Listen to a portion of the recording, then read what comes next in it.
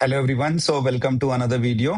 आज के वीडियो में we are going to talk about a very important topic that is foreign exchange reserves और forex reserves भी कहते हैं। राइट, तो it is a topic which comes under the external sector. जब आप एक्सटर्नल सेक्टर की बात करते हैं, राइट, तो वहां पे we talk about balance of payment, जो फॉरेन ट्रेड होता है, फॉरेन इन्वेस्टमेंट्स होते हैं, वो सारी चीजें, and along with that we also talk about foreign exchange reserves. तो चलिए, let us see a few things regarding the foreign exchange reserves. पहले व्हाट इज द मीनिंग, मतलब क्या होता है? तो फॉरेन एक्सचेंज रिजर्व्स जो होते हैं, these are the assets which are held by the central bank, और ये किस करेंसीज में डिनोमिनेटेड होते हैं? फॉरेन करेंसीज में डिनोमिनेटेड होते हैं। ऑलराइट, तो these are the assets which are held by the central bank, India के केस में RBI, and these are held in foreign currencies. तो डोमेस्टिक करेंसीज में नहीं हेल्ड होते, these are held in foreign currencies. तो एक important चीज है। सेकेंड इंपॉर्टेंट चीज, जो लीगल प्रोविजंस है regarding the foreign exchange reserves in India, वो क्या है? तो पहला, as per the RBI act 1934, who is the custodian, या कौन देखेगा फॉरेन एक्सचेंज रिजर्व्स, कौन मेंटेन करेगा, कौन मैनेज करेगा? तो इंडिया में central bank, that is reserve bank of India, ये कस्टोडियन है एंड मैनेजर है फॉरेन एक्सचेंज रिजर्व्स का। लीगल प्रोविजंस अगर देखें तो it is manage through RBI act 1934 and also FEMA act 1999। Alright, तो जो these two acts hai, they are the enabling provisions, they have the provisions regarding the managing and uses of the foreign exchange reserves. Another important चीज है कि अगर जैसे आप value देखो, तो this is the latest data जो अप्रैल 3 2026 को, तो इंडिया में who publishes the foreign exchange reserves data? तो आरबीआई। आरबीआई सब कुछ करती है। तो यहां अगर आप अप्रैल 3 का जो लेटेस्ट डेटा है which has been published by RBI, ये देखते हैं, तो जो हमारा टोटल रिजर्व्स है दैट वाज अराउंड $688 बिलियन से, यूएस मिलियन में है, तो यहाँ पे अगर हम बिलियन में कर रहे हैं तो इट इज अराउंड $688 मिलियन। तो जिसमें आप देख सकते हैं जो 4 इंपॉर्टेंट कंपोनेंट्स हैं about the foreign exchange reserves के। फॉरेन करेंसी एसेट्स होता है, गोल्ड होता है, एसडीआर होता है जिसको नो स्पेशल ड्राइंग राइट्स बोलते हैं, एंड द रिजर्व पोजीशन और reserve tranche position in the IMF होता है। तो अभी लेटेस्ट डेटा के अनुसार अराउंड 688 बिलियन। सो ये ऊपर नीचे होता रहता है, data is not very much important. Next, जैसे हमने देखा कि कंपोनेंट्स की अगर हम बात करें, व्हाट आर द 4 कंपोनेंट्स जो इंडिया के केस में अगर हम देख रहे हैं? Foreign currency assets, gold, special drawing rights and reserve transposition in the IMF. तो अगर आप over a period of time देखें कि how the things have moved, so 2010 से these data this has been taken from the economic survey, तो आप देखोगे कि थोड़ा सा इंक्रीज हो रहा है, और we have also cross the barrier of $700 billion. ठीक है, $700 बिलियन। यहाँ पे एक दो चीज और देख सकते हैं कि जो major portion of forex reserves होता है वो हमेशा यहाँ पे देखना है फॉरेन करेंसी एसेट्स में रहता है। It is close to 85 to 90% के बीच में जो वैल्यू रहती है फॉरेन एक्सचेंज की, वो किस में रहती है? फॉरेन करेंसी एसेट्स में रहती है। नेक्स्ट जो आता है वो आता है गोल्ड, जो 7 to 8 to 9% रहता है। नेक्स्ट जो आता है वो आता है एसडीआर में हेल्ड रहती है, एंड जो लास्ट आता है वो reserve transposition in the IMF में रहती है। तो दिस इज इंपॉर्टेंट। नाउ अगर ओवरऑल कंपोनेंट्स में देखें तो क्या क्या चीज देख सकते हैं? जो पहला कंपोनेंट है that is foreign currency assets, जिसको कई बार एफसीए भी बोलते हैं। राइट, तो these are the most liquid assets रहते हैं ये। Right, and they are maintained in major currencies. Currencies कैसे? जैसे यूएस डॉलर में मेंटेन करते हैं, यूरोज में मेंटेन करते हैं, येन में मेंटेन करते हैं, यूके पाउंड में मेंटेन करते हैं, and other freely convertible currencies. तो ये मेजर करेंसीज में मेंटेन होता है। बट यहाँ पे एक चीज ध्यान रखिएगा कि even though it is maintained in different different currencies, but जब हम एक्सप्रेस करने की बात आएगी कि what is the value of foreign currency assets, तो they are always expressed in dollars. तो ये ध्यान रखिएगा, even though they are maintained in different currencies, they are always expressed in dollars. ठीक है। तो जैसे इसका कंपोनेंट्स की बात करेंगे कि फॉरेन करेंसी एसेट्स को किस तरीके से रखते हैं, जैसे इंडिया आरबीआई जो इन्वेस्टमेंट करके रखेगा, लेट्स से यूएस के ट्रेजरी बिल्स में, यूके के गिल्ड्स या यूके के बॉन्ड, यूके गवर्नमेंट बॉन्ड्स में, वो सारी चीज हो गई। देन जो आरबीआई डिपॉजिट्स करके रखेगा with foreign central bank, RBI के कुछ डिपॉजिट्स होंगे, alright, and other commercial bank जो फॉरेन के होंगे, वहां पे जो आरबीआई के डिपॉजिट्स होंगे, तो all these are coming under the foreign currency assets. एक दो चीज यहाँ पे ध्यान रखिए कि फॉरेन करेंसी एसेट्स क्या एक्सक्लूड करता है, मीनिंग क्या इंक्लूड नहीं करता है। तो these are investment in bonds issued by IIFC जो यूके का है, पहली चीज। दूसरी जो एसडीआर होल्डिंग होती है, बिकॉज एसडीआर का एक अलग अपना प्रॉपर वो होता है, SDR holdings of reserve bank जो इंडिया का एसडीआर होल्डिंग्स है, वो इंक्लूड नहीं होगा फॉरेन करेंसी एसेट्स में। And then amount lent under SAARC and ACU currency swap, तो ये भी चीज यहां फॉरेन करेंसी एसेट्स में नहीं आएगी। ठीक है, तो ये एक दो चीज ध्यान रखिएगा। देन हाउ दिस जो हम फॉरेन करेंसी एसेट्स मेंटेन कर रहे हैं, उसमें चेंजेस कैसे हो सकते हैं। ऑलराइट, डॉलर में मेंटेन कर रहे हैं, कुछ चीजें डॉलर में है, येन में है, पाउंड में है, वो सारी चीजें हैं। तो how can there be a movement की इंक्रीज और decrease of foreign currency assets कैसे हो सकते हैं। राइट, तो जैसे purchase and sale of foreign exchange by the RBI, RBI ने फॉरेन एक्सचेंज खरीद लिया तो एफसीए की वैल्यू बढ़ गई। आरबीआई ने फॉरेन एक्सचेंज सेल कर दिया, राइट, तो एफसीए की वैल्यू घट गई। Income arising out of deployment of foreign exchange reserves, तो हमने ट्रेजरी बिल में पैसे लगा के रखे थे, राइट, लेट अस से यूएस गवर्नमेंट के ट्रेजरी बॉन्ड्स में पैसे, ट्रेजरी बिल्स में पैसे लगा के रखे थे, वहां पे यील्ड इंक्रीज हो गई तो हमारी इनकम इंक्रीज हो गई, कि बिकॉज वो इंटरेस्ट आ रहा है तो वो इंक्रीज हो गया। ठीक है। External aid receipt of the central government, वो इंक्रीज डिक्रीज हो सकती है।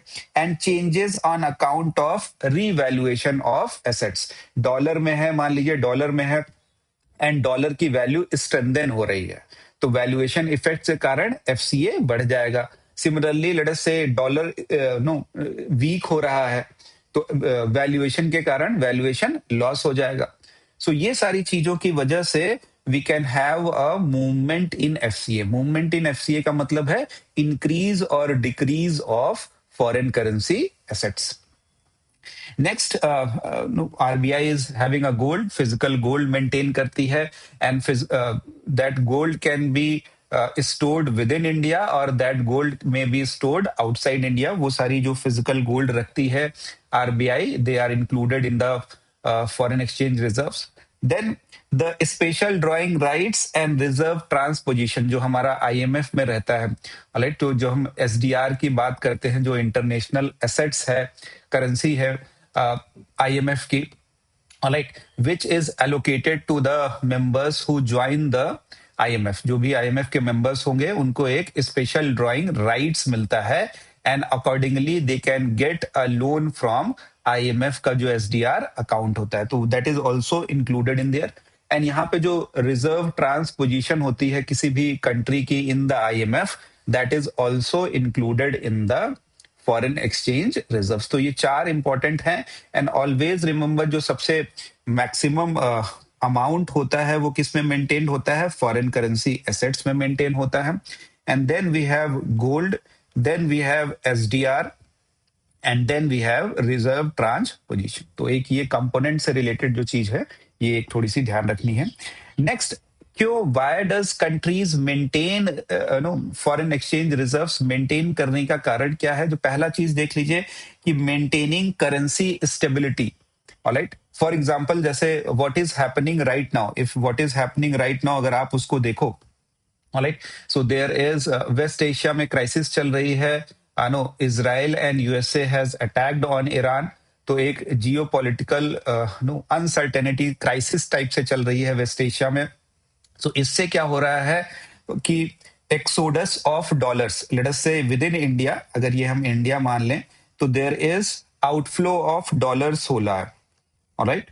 तो people are now trying more safe venture, safe havens या सेफ चीजों में, let us say mostly they are moving towards US and other safe economy जहां पे। तो there is outflow of dollars हो रहा है जो इस क्राइसिस की वजह से हो रहा है, which is leading to depreciation, all right, depreciation of rupee, which is leading to depreciation of rupee. Now अगर आरबीआई ने फॉरेन एक्सचेंज रिजर्व्स मेंटेन करके रखा है, ऑलराइट, फॉरेक्स मेंटेन करके रखा है, so in order to fight this situation, जैसे आप जब डेप्रिसिएशन ऑफ रूपी बोल रहे हैं, यू माइट हैव सीन कि 94 क्रॉस कर गया, इवन 95 क्रॉस कर गया। तो अगर अब RBI foreign exchange reserves maintain किया हुआ है, तो what it can do, how it can fight this currency volatility. तो फॉरेन एक्सचेंज रिजर्व से no RBI can sell dollars in the Indian economy, alright, they can sell dollars because यहां outflow हो रहा था, तो स्कार्सिटी हो गई, scarcity हो गई, ऑलराइट। तो अभी फॉरेक्स एक्सचेंज रिजर्व से they can sell dollar which में lead to reduction in foreign exchange reserves, जो अभी जिस वजह से डिक्लाइन हो भी रहा है।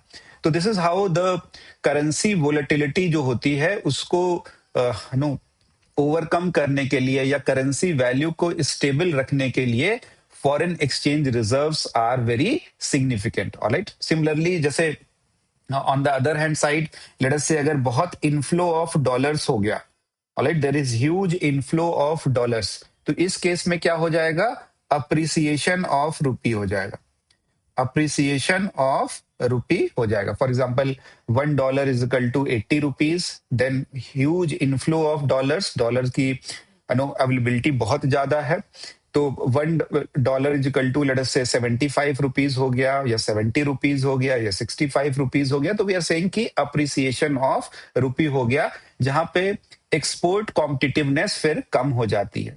तो यहां इस केस में what RBI will do, RBI will no try to buy the dollars from the Indian economy. RBI will try to buy the dollars from the Indian economy to stem the appreciation of rupee. और इस case में foreign exchange reserves आपका बढ़ जाएगा। तो this is how the currency stability is maintained by the RBI. Similarly, जो second point है, if you see, it helps in meeting external payment obligation. तो जो हम एक import cover provide करता है, alright, it tries to provide import cover कि हाँ you will be able to pay for your imports. Similarly, external debt जो आप फॉरेन करेंसी में देते हो उसके लिए एक कुशन प्रोवाइड करता है। Then it is also able to manage the BOP deficits. तो बैलेंस ऑफ पेमेंट में what is the balancing factor, तो वो फॉरेन एक्सचेंज रिजर्व होता है। फॉर एग्जाम्पल जैसे आपका बीओपी फॉर एग्जाम्पल -$100 आ गया, तो अब क्या करोगे आप, how it will be maintained at equilibrium. तो अब यू विल टेक जो आपका फॉरेक्स रिजर्व्स है वहां से यू विल टेक $100 दोगे और यहां पे जाके you will try to neutralise it, ठीक है। तो ये जो बीओपी डेफिसिट है इसको कवर करोगे और फुलफिल करोगे। So this is how this will lead to decline in foreign exchange reserves. So this is how you are able to manage the BOP deficits. वहीं पे अगर दूसरी तरह BOP $100 आ गया, तो what it will try to do, you will take this $100 and put it into foreign exchange reserves, which will lead to increase in foreign exchange, ठीक है। तो ये एक मैनेज करता है बीओपी डेफिसिट्स या एक्सेस को।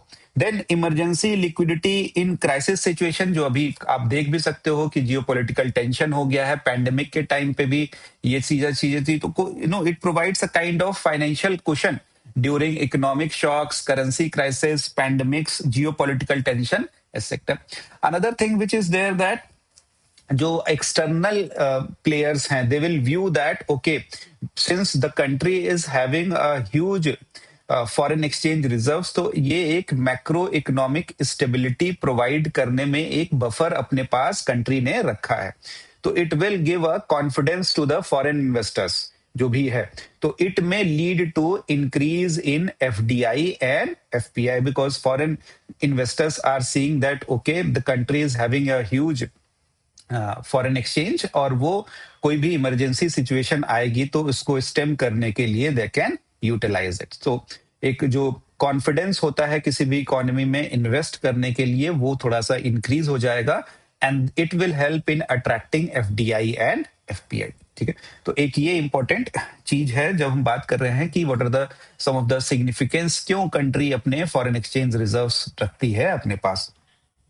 अनदर इंपॉर्टेंट चीज इज कि जैसे जनरल सिचुएशंस क्या क्या हो सकती हैं when there is increase in foreign exchange reserves, या जनरल सिचुएशन क्या क्या हो सकती है when there is decline in foreign exchange reserves. तो increase in foreign exchange reserve से आप क्या समझते हैं? अगर एक जनरल आप देखो कि if this is let us say forex, ठीक है, तो if there is increase in foreign exchange reserves, तो देयर आर सर्टेन सिचुएशंस, उनसे क्या हो रहा है, there is huge inflow of foreign exchange, right, huge inflow, inflow आ रहा है, तभी तो हमारा ये फॉरेक्स रिजर्व्स बढ़ जाएगा। तो there is huge inflow of let us say dollars, huge inflow of euro, जो भी है, फॉरेन एक्सचेंज का ह्यूज इनफ्लो आ रहा है।